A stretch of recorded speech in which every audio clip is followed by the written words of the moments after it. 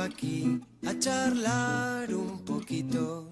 Padavadavirat naravachirat naravachirapam.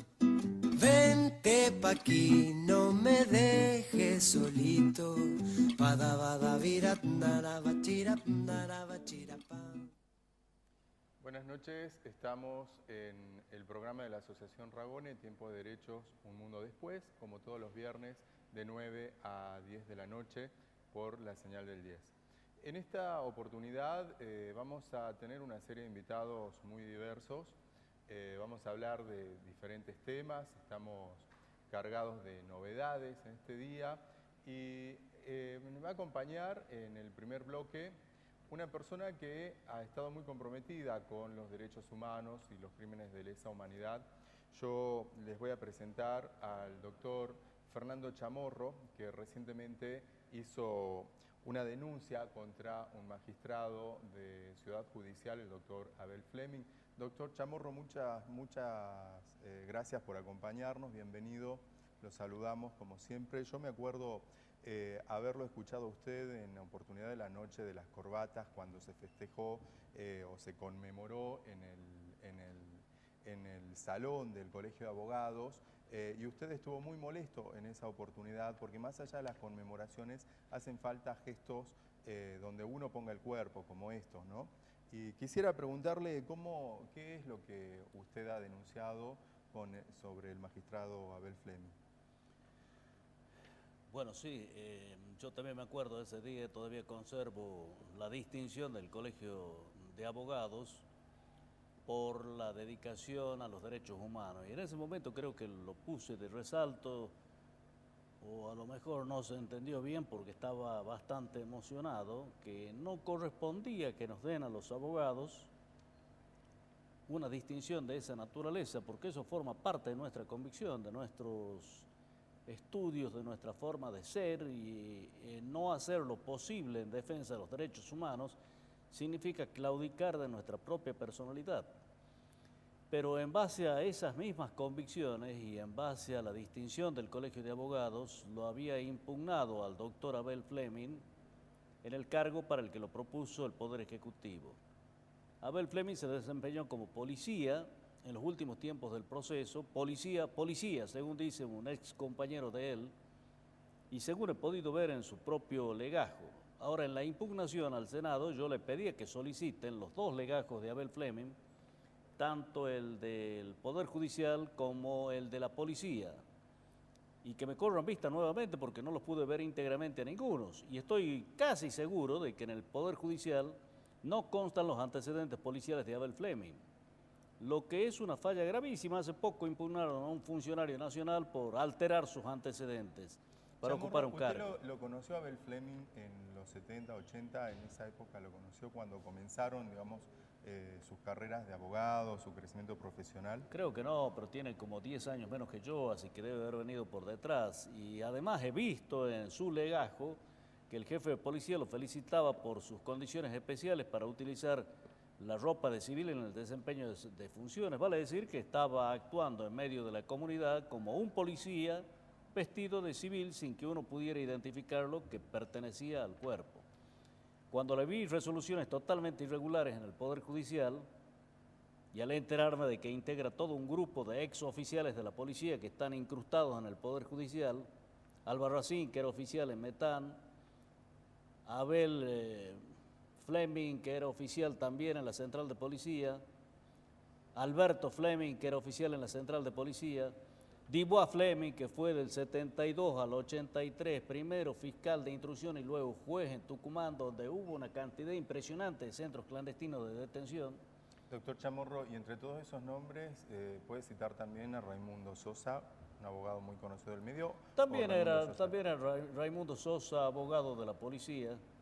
Ahora, no sé si él habrá desempeñado las mismas funciones. Nunca lo estudié a Raimundo Sosa porque creo que no tuvimos en esta época de democracia diferencias notables como las tengo con los otros miembros del Poder Judicial, que integran todo un bloque, o como se diría en la época del proceso, todo un grupo de tareas en el Poder Judicial, que evidentemente lo integran sin ninguna duda y tienen gente en primera instancia, en segunda instancia, colocados sus familiares, algunos la esposa, otros 2 hijos, los otros primos. Han formado una especie de familia muy especial y para completar el término de familia de la mafia, fíjese que entre ellos guardan absoluto silencio sobre lo que han hecho. Doctor Chamorro, ¿cómo era esa familia? ¿Cómo era la estructura esa? ¿Nos puede contar un poco más qué es lo que sabe usted? Bueno, lo que uno ve ahora, que tuve que irlo descubriendo, ¿no? Que están de camaristas Alberto Fleming, Abel Fleming, Álvaro Racín, y esos 3 eran oficiales de la policía en la época del proceso. Y para peor, en la época de finales del proceso, cuando Viñones dispone la destrucción de toda la documentación vinculada con el proceso. Hay un libro que lo comentamos hace pocos días con Oliver, creo, en otro programa, donde el periodista Reato se ampara o trabaja sobre la base de lo que sucedió en lo que se llamó Juicio Centro Clandestino de Detención Central de Policía en Tucumán.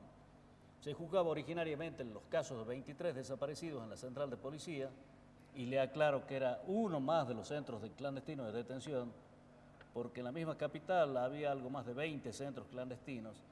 En ese juicio, de mediados del 2010, se presenta un testigo Clemente y dice: yo también estuve detenido ahí. Después me hicieron policía y por eso logré sacar la lista de gente que estaba detenida en la época en que yo estuve en la central de policía. Vaya, tráigala, le dicen los jueces. La trae y era un listado de 300 personas, con una particularidad que a cualquiera le hace aflojar las rodillas, ¿eh? Doctor Chamorro, ¿usted cree que esta comunidad de jueces, de abogados de lo que usted está hablando, puede saber dónde está el cuerpo de mi abuelo Miguel Ragone?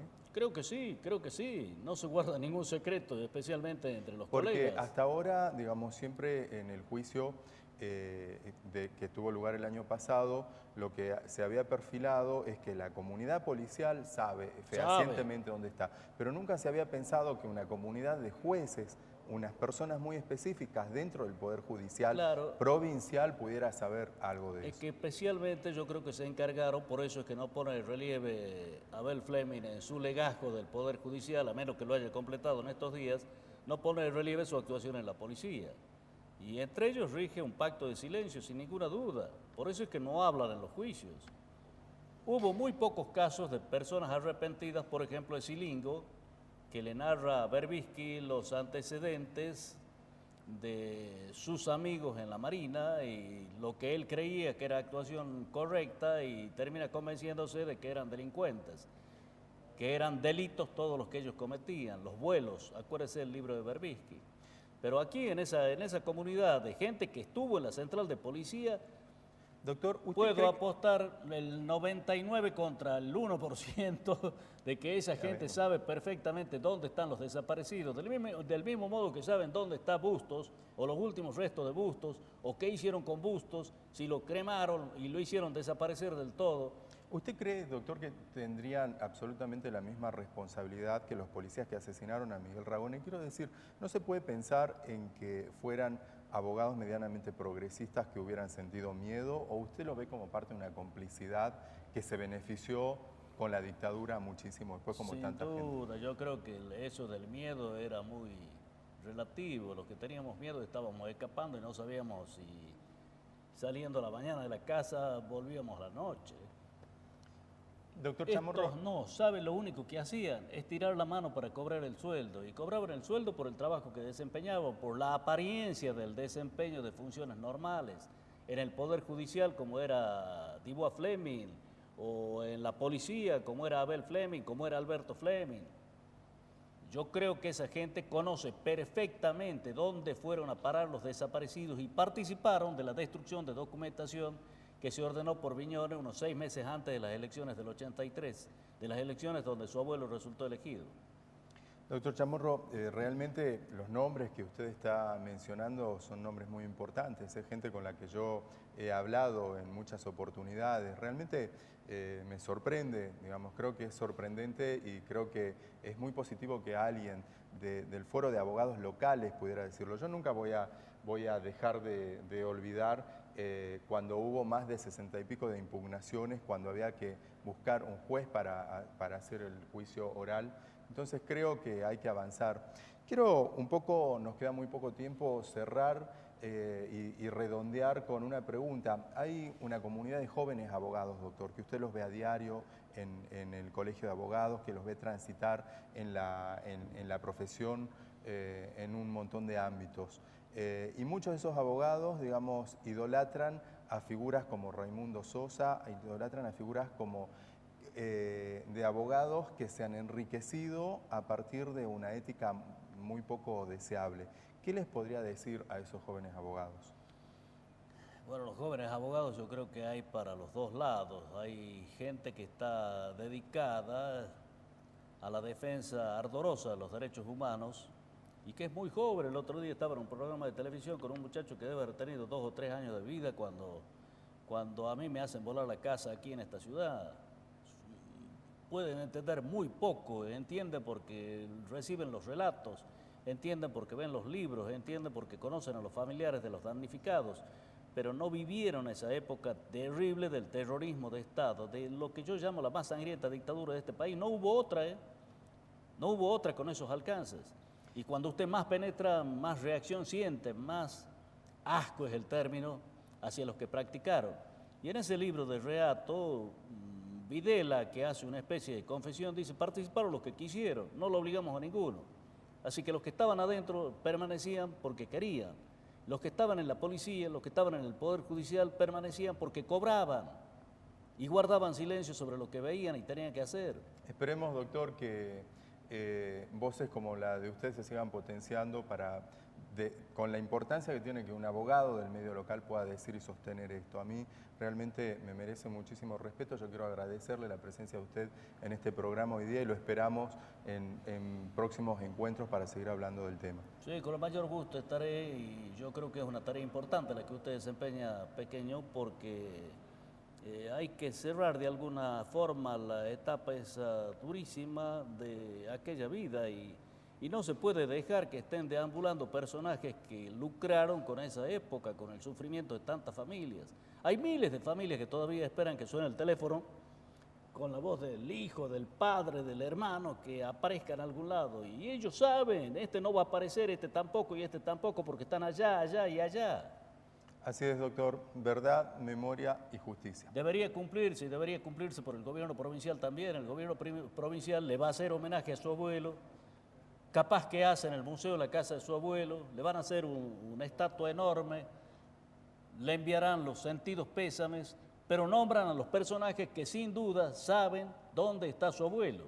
Vamos a seguir hablando de eso en próximos programas, doctor. Le agradezco por haber venido. Sí, gracias. Vamos a ir a un corte.